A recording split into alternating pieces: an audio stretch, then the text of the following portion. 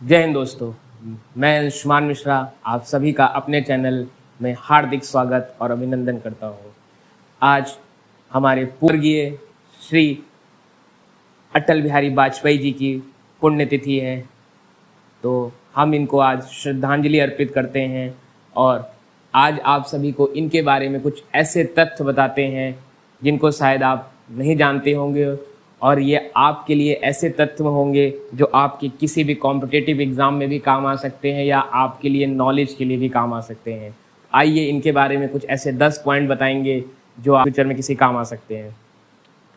श्री अटल बिहारी वाजपेयी का जन्म 25 दिसंबर 1924 को मध्य प्रदेश के ग्वालियर जिले में हुआ था। इनका जो जन्म हुआ था वो मध्य प्रदेश के ग्वालियर जिले में हुआ था।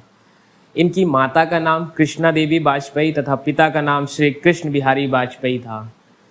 अटल बिहारी वाजपेयी जी ने राजनीति शास्त्र में बीए, एमए शिक्षा शास्त्र में की थी। इन्होंने आरएसएस पत्रिका को बढ़ावा देने के लिए कानून की अपनी पढ़ाई भी छोड़ दी थी। इन्होंने आरएसएस के साथ भी बहुत सपोर्ट किया है। वर्ष 1947 में वाजपेयी जी ने एक पत्रकार के तौर पर अपने करियर की शुरुआत की और वर्ष 1951 में वे भारतीय जनसंघ में शामिल हो गए थे। इन्होंने अपनी जो पत्रकारिता की शुरुआत की थी वो 1947 में की थी। उसके बाद ये भारतीय जनसंघ में शामिल हो गए थे। चुनावी राजनीति में उनकी यात्रा वर्ष 1957 से शुरू हुई थी, जब उन्होंने 3 सीटों से लोकसभा चुनाव लड़ा और उत्तर प्रदेश के बलरामपुर निर्वाचन क्षेत्र से चुने गए थे।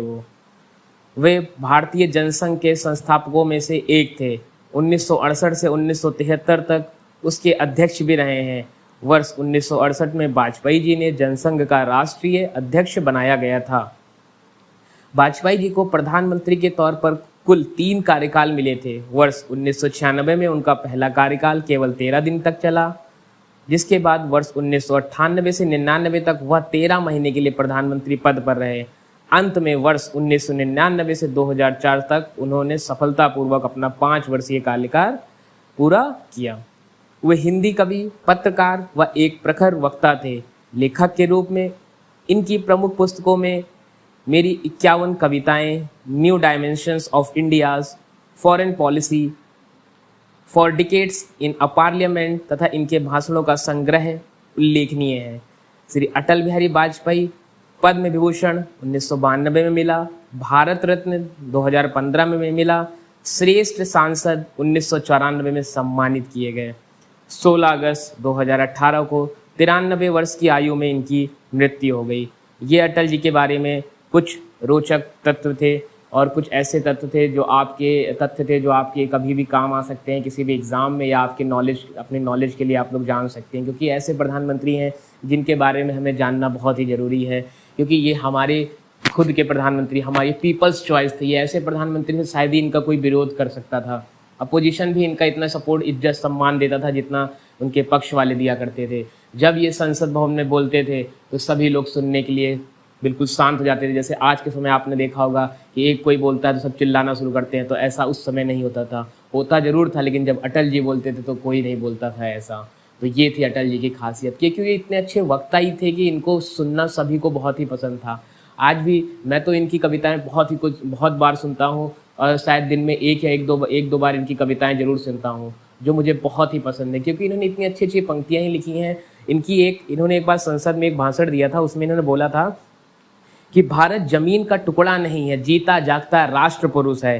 हिमालय मस्तक है, कश्मीर किरीट है, पंजाब और बंगाल 2 विशाल कंधे हैं, पूर्व और पश्चिम घाट 2 विशाल जंघाएं हैं, कन्याकुमारी इसके चरण हैं, सागर इसके पग पखारता है, यह चंदन की भूमि है, अभिनंदन की भूमि है, यह तर्पण की भूमि है, यह अर्पण की भूमि है, इसका कंकर संकर है, इसका बिंदु बिंदु गंगा जल है, हम जिएंगे तो इसके लिए, हम मरेंगे तो इसके लिए। ये अटल जी ने एक बार संसद भवन में कहा था, और ये ऐसे शब्द थे जिसको सुन के सभी लोग दंग रह गए थे। तो ये अटल जी की कुछ खासियत थी।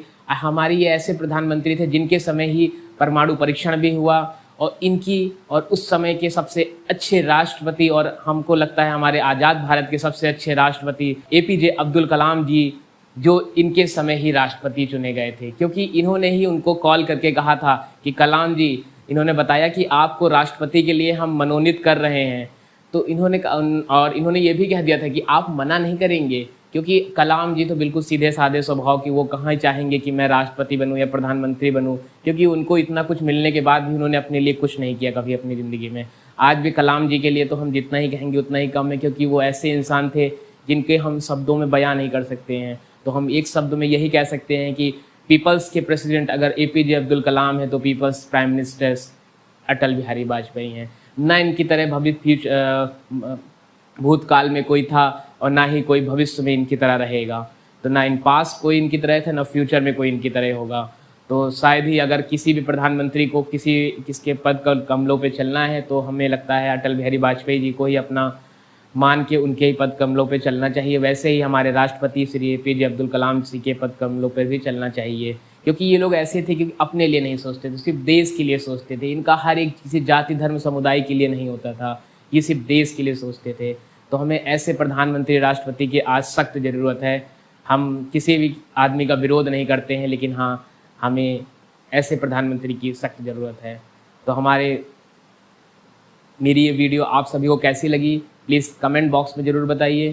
प्लीज़ सब्सक्राइब माय चैनल और इस वीडियो को ज़्यादा से ज़्यादा शेयर करिए, क्योंकि अटल बिहारी वाजपेयी जी के बारे में लोगों को जानना बहुत ही ज़रूरी है। और मैं आप सभी से अनुरोध करूंगा कि इनकी कविताओं को आप लोग ज़रूर सुनिए।